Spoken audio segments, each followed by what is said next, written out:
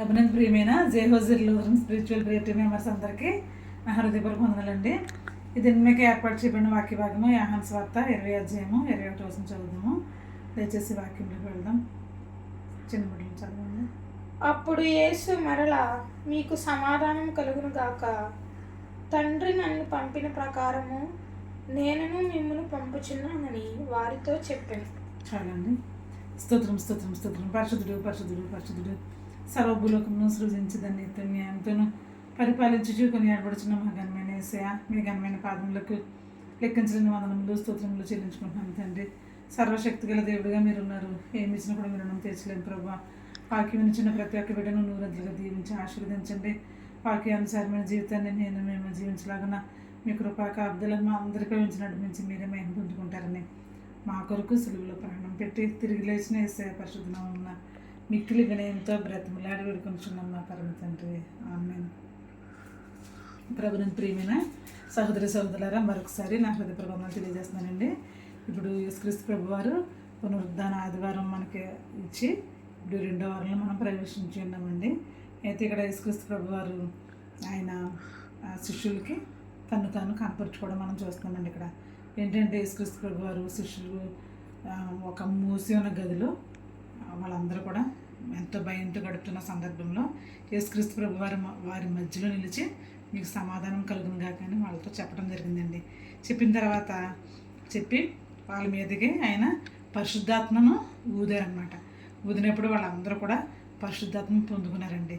అయితే అక్కడ ఆయన చెప్తున్నారు, నేను నా తండ్రి నన్ను పంపిన ప్రకారము నేను మిమ్మల్ని పంపుచున్నాను. అంటే నా ప్రియమైన సోదరులారా, తండ్రి అయిన దేవుడు యేసుక్రీస్తు ప్రభు వారికి ఇచ్చిన ప్రతి ఒక్క పని కూడా యేసుక్రీస్తు ప్రభు వారు పూర్తిగా కంప్లీట్ చేసి ఆయన సమాధిని మరణమును సాతాన్ని గెలిచి పునరుద్ధాన ఆదివారాన్ని మనకి ఎంతో విజయోత్సవంతో ఆయన మనకి అనుగ్రహించారండి. అనుగ్రహించిన తర్వాత అక్కడ యేసుక్రీస్తు ప్రభు వారు తన శిష్యులు ఆ యొక్క గదిలో, అంటే ఆ కాలంలో వాళ్ళ యొక్క గదులు ఏ విధంగా ఉండేవంటే ఒక పెద్ద పర్వతాన్ని వాళ్ళు, ఆ రాతి పర్వతాన్ని వాళ్ళు తొలిచి అది ఒక రూమ్స్ లాగా ఏర్పాటు చేసుకోవడం మనం చూస్తున్నాం అనమాట అండి. అలాంటి గదిలో, ఒక మూసి ఉన్న గదిలోకి యేసుక్రీస్తు ప్రభు వారు వెళ్ళి వాళ్ళ మధ్యలో నిలిచి మీకు సమాధానం కలుగుగా కానగానే వాళ్ళందరూ కూడా ఎంతో ఆశ్చర్యాన్ని పొందుకున్నారండి అక్కడ నా ప్రియమైన సోదరులారా. అయితే అక్కడ మళ్ళీ తర్వాత ఆయన ఆ విధంగా వెళ్ళిన తర్వాత మళ్ళీ వారం రోజుల తర్వాత 8 తర్వాత ఇంకా కింద వచనంలో ఉంది, 8 దినములైన తర్వాత మరొక మారు ఆయన మళ్ళా మూసిన గదిలోకి ఆయన ప్రత్యక్షం అవడం మనం చూస్తున్నాం. అయితే ఆయన ఈ వారం రోజుల తర్వాత మళ్ళీ ఎందుకు వాళ్ళకి ఆగపడవలసి వచ్చిందంటే అక్కడ దిదుమ అనబడిన తోమ ఉన్నాడండి. యేసుక్రీస్తు ప్రభు వారి యొక్క శిష్యుల్లో ఒకడైనా దిదుమ అనబడిన తోమ ఏమన్నాడంటే, నేను ఆయన గాయాల్లో చేపెట్టి చూస్తేనే కానీ నేను నమ్మను, ఆయన ప్రక్కలో ఆ యొక్క గుర్తుని నేను చూస్తేనే కానీ నమ్మను అన్నట్టుగా అక్కడ కొంచెం అనుమానాన్ని అక్కడ తోమ వ్యక్తం చేయడం మనం చూస్తున్నామండి. శిష్యులతో చెప్తున్నాడు అనమాట తోమ. శిష్యులందరూ ఎంతో సంతోషంగా తోమతో మేము యేసుక్రీస్తు ప్రభువుని చూసామనేసి అని వాళ్ళు ఆ మాట వాళ్ళతో షేర్ చేసుకుంటే తోమ ఏమంటున్నాడంటే, నేను ఆయన చూస్తేనే నేను నమ్ముతాను అన్నట్టుగా మాట్లాడుతున్నాడు అక్కడ. అయితే ఆ యొక్క తోమ మనసు ఆయన గ్రహించి మరొక మారు 8 దినములైన తర్వాత మరొక మారు వీళ్ళకి వారి మధ్య నిలిచి మీకు సమాధానం కలుగును గాక అని మళ్ళీ చెప్పడం జరిగిందండి.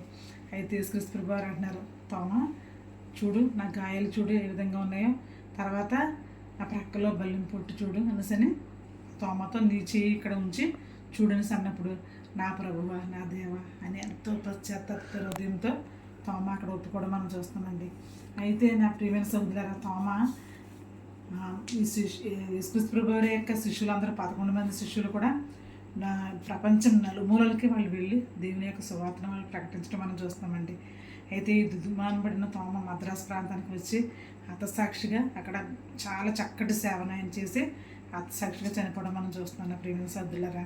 అంటే ఆయన అంటున్నారనమాట, సర్వలోకానికి వెళ్ళి మీరు సర్వ సృష్టికి సువార్తను ప్రకటించండి, తండ్రి యొక్క కుమారుని యొక్క పరిశుద్ధాత్మ యొక్క నామంలో వారికి బాప్తిస్మం ఇవ్వండి అని యేసుక్రీస్తు ప్రభువారు వారికి ఆజ్ఞ ఇవ్వడం మనం చూస్తామండి.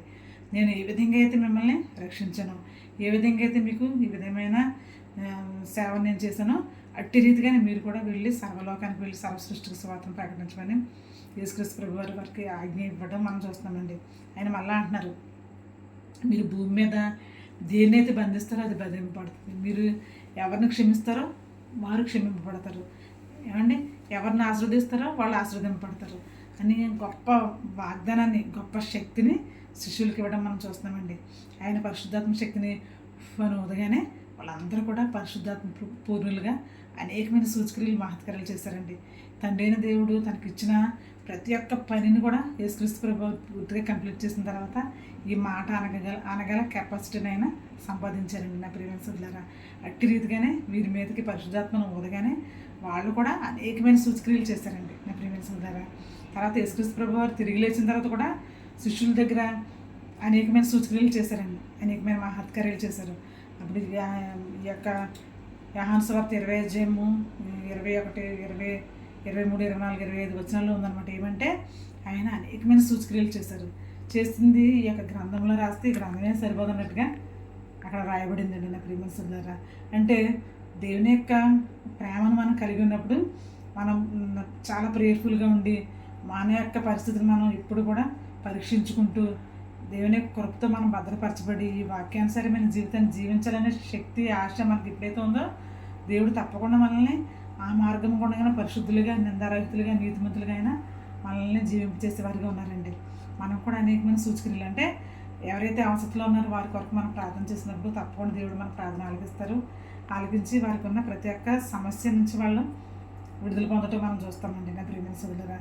అట్టి రీతిగానే ఇక్కడ పేతురు, యోహానులు ఆ యొక్క దేవాలయం దగ్గర ఉన్న కుంటివాడిని యేసుక్రీస్తు నామమున నువ్వు లేచి నిలవబడు, మేము యేసే నామమునే కలిగి ఉన్నాం, యేసే నామమున నువ్వు లేచి నిలవబడడం అనగానే ఆ యొక్క కుంటివాడు గంతులు వేసి ఆగడం మనం చూస్తున్నామండి నా ప్రియమైన సోదరులారా. అంటే ఇప్పుడు కూడా మనం యేసే చెప్పిన ప్రతి ఒక్క మాటని మన మనసులో జ్ఞాపకం ఉంచుకొని వాక్యానుసారమైన జీవితాన్ని ఇవ్వమని మనం దేవుని అడిగేవారుగా మనం ఉండాలండి.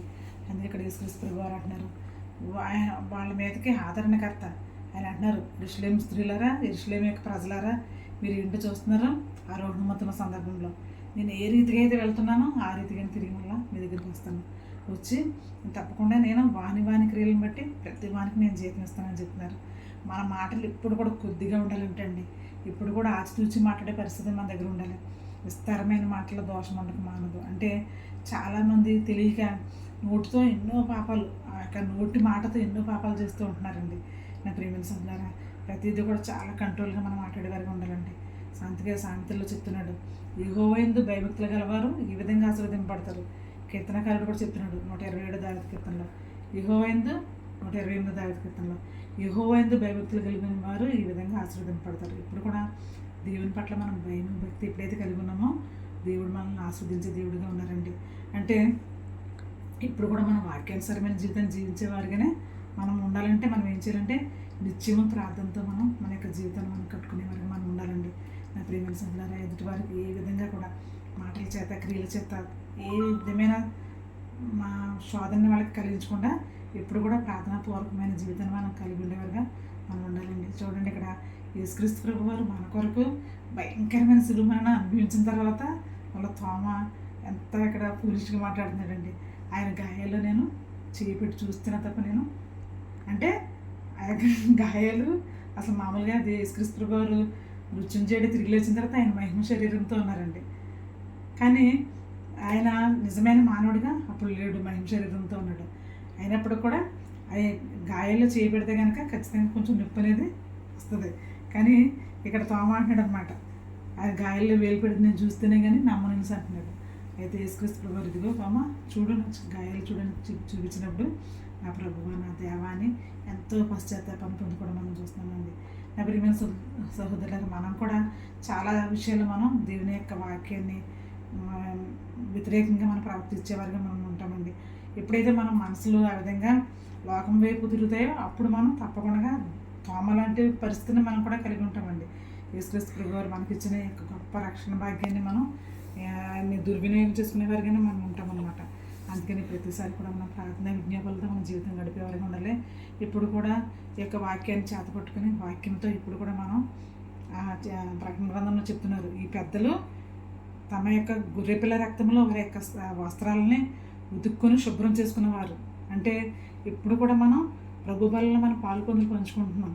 పంచుకున్నప్పుడు మనం ఏం చేయాలంటే మన పాపం పెట్టుదో మనకు తెలుసు కనుక పశ్చాత్తాపాన్ని పొందుకోవాలండి. పశ్చాత్తాపం పొందుకుని మన పాపాలను విడిచిపెట్టి ఇప్పుడు కూడా మంచి జీవితం జీవించాలని దేవుడిని మనం కోరుకునే వరకు మనం ఉండాలండి. అప్పుడు తప్పకుండా యేసుక్రీస్తు ప్రభు వారి మీద పరిశుద్ధాత్మ శక్తిని ఊదినప్పుడు ఆయన అంటున్నారనమాట, నా తండ్రిని నన్ను ఏ విధంగా అయితే పంపించారో నా తండ్రి పంపించిన యొక్క దేవుని చిత్తాన్ని నేను పూర్తిగా కంప్లీట్గా ఫుల్ఫిల్ చేస్తాను. అలాగే నేను కూడా మిమ్మల్ని సర్వలోకానికి వెళ్ళి సర్వసృష్టికి సువార్తను ప్రకటించమని చెప్తున్నాను కదా, మీరు కూడా అట్టి రీతిగానే నేను ఏ విధంగా అయితే నా తండ్రి చిత్తాన్ని నెరవేర్చానో మీరు కూడా నేను చెప్పే మాటలు చక్కగా విని సర్వలోకానికి వెళ్ళి సర్వసృష్టికి సువార్తను ప్రకటించమని యేసయ్య చెప్పడం మనం చూస్తున్నామండి. అందుకే పరిశుద్ధాత్మ శక్తిని పొందుకోవాలంటే ఇప్పుడు కూడా మనం వాక్యం చదువుకునే వరకు ఉండాలండి. నీ వాక్యమే నన్ను బ్రతికించను అని భక్తుడైన దావీదు మహారాజు గారు చెప్తున్నాడు. ఇప్పుడు కూడా వాక్యాన్ని చదువుకుంటూ మనం దేవుని యొక్క కృపతో భద్రపరచబడి వాక్యానుసారమైన జీవితాన్ని ఇమ్మని దేవుడు మనం కోరుకునేవారుగా వాక్యానుసారంగా జీవించే భాగ్యాన్ని దేవుడు మనకు అనుగ్రహించాలని మనస్ఫూర్తిగా ప్రభు పేరట నా యొక్క మాటలు ముగిస్తున్నానండి. దేవుడి కొద్ది మాటలు మన వెనుకల్లో దీవించి ఆశీర్వదించడం గాక. ఆమేన్.